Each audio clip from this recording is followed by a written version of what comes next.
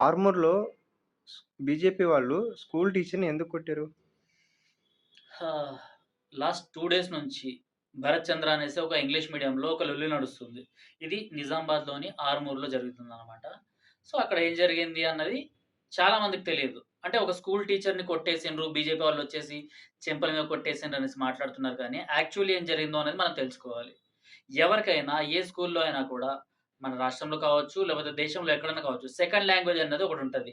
ఆ second language అన్నది ఏది తీసుకోవాలి? అరబిక్ తీసుకోవాలా? ఉర్దూ తీసుకోవాలా? హిందీ తీసుకోవాలా? తెలుగు తీసుకోవాలా? ఏది తీసుకోవాలన్నా కూడా ఆయా రాష్ట్రాలకు సంబంధించిన విషయం కాబట్టి ఆ లాంగ్వేజ్ పేరెంట్స్ మీద మొత్తంగా ఆధారపడి ఉంటదన్నమాట. మా పిల్లలు సంస్కృత్ నేర్చుకోవాలా? అరబిక్ నేర్చుకోవాలా? అనేసి ఇట్లుంటది. ఈ స్కూల్‌లో ఏం జరుగుతుంది అంటే పేరెంట్స్‌కి తెలవకుండా పిల్లలకి ఉర్దూ బోధనలు జరుగుతున్నాయి. ఇదంతా ఆర్మూర్‌లో జరిగిందన్నమాట.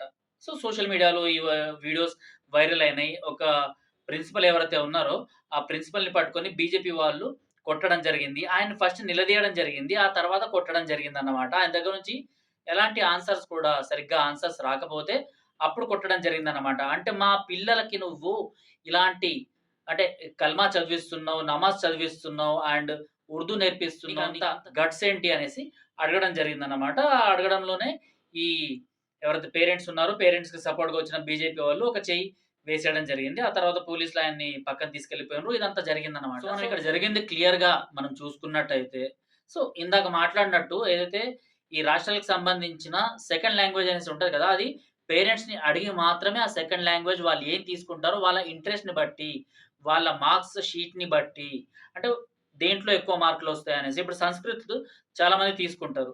సో, సంస్కృత్ అయినా, అరబిక్ అయినా చాలా మంది తీసుకుంటారు. ఎందుకంటే అందులో ఈజీగా మార్కులు సాధించవచ్చు అనేసి. బట్ ఇక్కడ ఈ ఉర్దూని వీళ్ళు ఇంపోజ్ చేస్తున్నారు. ఇంపోజ్ చేస్తున్నారు. అసలు మా పిల్లల పైన ఇంపోజ్ చేయడానికి మీరెవరు అనేసి పేరెంట్స్ వెళ్ళడం జరిగింది. ఈ కిడ్స్‌కి సంబంధించిన పేరెంట్స్ ఎవరైతే ఉన్నారో వీళ్ళందరూ అటు కాంగ్రెస్ వాళ్ళ దగ్గరికి, ఇటు బీఆర్ఎస్ వాళ్ళ దగ్గరికి వెళ్ళడం జరిగిందనమాట. వాళ్ళ దగ్గర నుంచి సరైన స్పందన రాకపోగా వాళ్ళు బీజేపీ వాళ్ళకి తలుపు తట్టిండ్రు. సో, అక్కడి నుంచి ఈ బీజేపీ టౌన్ ప్రెసిడెంట్ కావచ్చు, లేకపోతే బీజేపీకి సంబంధించిన మిగిలిన వాళ్ళు కావచ్చు, వాళ్ళందరూ అక్కడ రావడం జరిగింది. ఆ తర్వాత వీడియోస్ మనం చూస్తూనే ఉన్నాం. ఓకే అన్న. మరి ఈరోజు బీజేపీ వాళ్ళు బంద్‌కి పిలుపునిచ్చారు గదా! మరి దాని గురించి ఏమైంది? సో, బీజేపీ వాళ్ళే కాదు, ఇటు సైడు ముస్లిం సంఘాల వాళ్ళకి సంబంధించిన వాళ్ళు అండ్ కొన్ని టీచర్స్ యూనియన్‌లు కూడా బంద్‌కు పిలుపునివ్వడం జరిగింది. సో, ఈ బీజేపీ వాళ్ళు ఆల్రెడీ ప్రకటించేసిండ్రు. సో, మన ఆర్మూర్‌ని మనం రక్షించుకుందాం. మన పిల్లల పైన ఇలాంటి లాంగ్వేజ్‌ని ఇంపోజ్ చేయడానికి వీళ్ళెవరు అనేసి ప్రశ్నిస్తూ హిందూ సంస్థల వాళ్ళు, బీజేపీ వాళ్ళు వీళ్ళందరూ బంద్ ప్రకటించేసిండ్రు. అదే సమయంలో హైదరాబాద్‌లో ఉన్న కొంతమంది ఎంఐఎం వాళ్ళు అండ్ ఆర్మూర్‌కి సంబంధించిన కొంతమంది ఎంఐఎం వాళ్ళు వీళ్ళు కూడా ఇదే రోజు బంద్‌కు పిలుపునివ్వడం జరిగింది. లోకల్ పోలీస్ స్టేషన్స్‌కి వెళ్లి పోలీస్ కేసులు కూడా ఒకరిపై మరొకరు నమోదు చేయడం జరిగిందనమాట. ఇదంతా ఈరోజు జరిగింది. అండ్ అందులో భాగంగా ఎవరైతే సదరు టీచర్ పైన చేయి చేసుకున్నాడో సో, మందుల బాలు అనేసి స్థానిక బీజేపీ టౌన్ ప్రెసిడెంట్ ఆయన్ని కూడా పోలీసులు అరెస్ట్ చేయడం జరిగిందన్నమాట. ఇది దీనిపైన మనం చూసుకున్నట్టయితే నిజంగా ఇది కక్షపూరితంగానే వీళ్ళందరూ చేసినట్టు మనకు ఈజీగా కనిపిస్తుంది. ఎందుకంటే ఏ పేరెంట్స్ అయినా కూడా వాళ్ళకొక బాధ ఉంటది. మా పిల్లల్ని మతం మారుస్తున్నారా? లేకపోతే మా పిల్లలకి ఇలాంటి లాంగ్వేజ్‌ని ఎందుకు నేర్పిస్తున్నారు అనేసి. మమ్మల్ని అడగకుండా ఇలాంటి లాంగ్వేజ్‌లు ఎందుకు నేర్పిస్తున్నారు అనేసైతే ఏ పేరెంట్స్‌కైనా బాధ ఉంటది. ఆ బాధ ఎన్నో రోజుల నుంచి వీళ్ళు లోపల దాచుకొని ఎవరిని అడిగినా కూడా వాళ్ళు సపోర్ట్ చేయకపోగా బీజేపీ వాళ్ళొచ్చేసి సపోర్ట్ కోసం నిలబడ్డారు. అందులో భాగంగా చెయ్యి లేపడం జరిగిందన్నమాట. అక్కడ కాస్త తప్పుంది. కాకపోతే ఏ పేరెంట్స్ అయినా కూడా ఏ రాజకీయ నాయకులైనా కూడా ఇలాంటి ఒత్తిడికి లోనైన తర్వాత ఇలాంటివన్నీ చేస్తా ఉంటారనమాట. సో, వాళ్ళు చెయ్యి లేపడం జరిగింది. సో, ఇదంతా మనం కాస్త పక్కన పెట్టేస్తే ఆర్మూర్ పట్టణం మొత్తం మనకు బంద్ వాతావరణంతో కనిపించింది. అంటే ఇటు హిందూ సంస్థల వాళ్ళు, బీజేపీ వాళ్ళు అండ్ అటు సైడ్ ముస్లింలకు సంబంధించి హైదరాబాద్ నుంచి కూడా చాలామంది ఎంఐఎం వాళ్ళు అక్కడ సపోర్ట్ చేయడానికి వెళ్ళిండ్రంట. అయితే ఇప్పుడే వస్తున్న వార్తలేంటంటే ఏదైతే ఈ పాఠశాలకు సంబంధించిన ప్రిన్సిపల్ ఎవరైతే ఉన్నారో ఆయన ఫలానా ఒక మతానికి సంబంధించిన వాడు. ఆయన ముస్లిము. సో, కాబట్టే ఈ స్కూల్‌ని లీజ్‌కి తీసుకొని కావాలనేసి హిందూ పిల్లల పైన ఇలాంటివన్నీ ఏర్పాటు చేస్తున్నారు. హిందూ పిల్లల పైన ఇలాంటివన్నీ రుద్దుతున్నారు.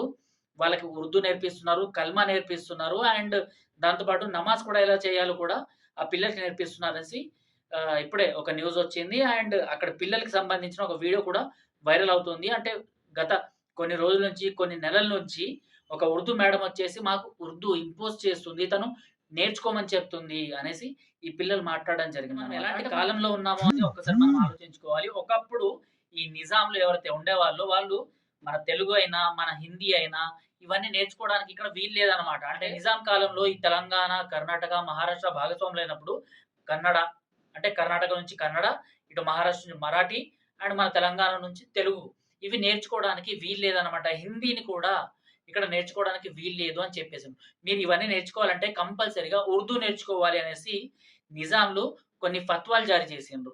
సో, అట్లనే ఎవరైతే మన పాత తరం తాతలు, ముత్తాతలు వాళ్ళెవరైతే ఉంటారో వాళ్ళందరికీ ఉర్దూ జుబానీ చాలా క్రిస్టల్ క్లియర్‌గా వచ్చేదనమాట. అంటే వాళ్ళు ఉర్దూ కూడా నేర్చుకునే ఉండేవాళ్ళనమాట. అండ్ మన ఫ్రీడమ్ ఫైటర్స్ ఎవరైనా కూడా దేశవ్యాప్తంగా సో, ఆయా ముస్లిం సంస్థానంలో అక్కడ వాళ్ళు ఫైట్ చేస్తున్నా కూడా వాళ్ళకి ఉర్దూ అన్నది కూడా రాయడం, చదవడం 2 కూడా వచ్చేవన్నమాట. సో, అలాంటివేమైనా ఇప్పుడు ఇంపోజ్ చేస్తున్నారా అనేసైతే ఒక రకంగా ఆలోచించాల్సిన అవసరం ఉంది. అండ్ ఇదంతా సాఫ్ట్ జిహాద్. అంటే చిన్న పిల్లలు ఎవరైతే ఉంటారో వాళ్ళ మైండ్‌లో ఉర్దూ అన్నది ఇలా జొప్పించి, ఆ తర్వాత నమాజ్ చేయించడము, ఆ తర్వాత ఇలాంటివన్నీ మతాలకు సంబంధించినవి నేర్పించడం, కల్మా నేర్పించడము అంటే అంతకన్నా దౌర్భాగ్యమైన స్థితి ఇంకేం లేదు. ఎందుకంటే ఒక వ్యక్తి కల్మా నేర్చుకున్నాడంటే అతను ముస్లిం అయిపోయినట్టే అనేసి ఇస్లాంలో చెప్పబడుతుంది.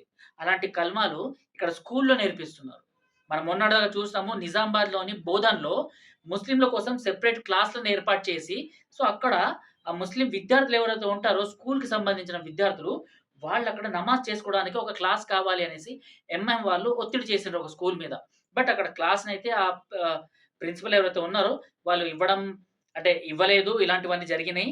బట్ ఇప్పుడు మనం చూసుకున్నట్టయితే ఇలాంటి ఇంపోజ్‌మెంటే వేరే వేరే ప్రాంతాల్లో కూడా జరుగుతుంది అనేసి ఇలాంటివన్నీ సాఫ్ట్ జిహాద్ కిందకొస్తున్నాయనేసి మనకు క్లియర్‌గా కనిపిస్తుంది.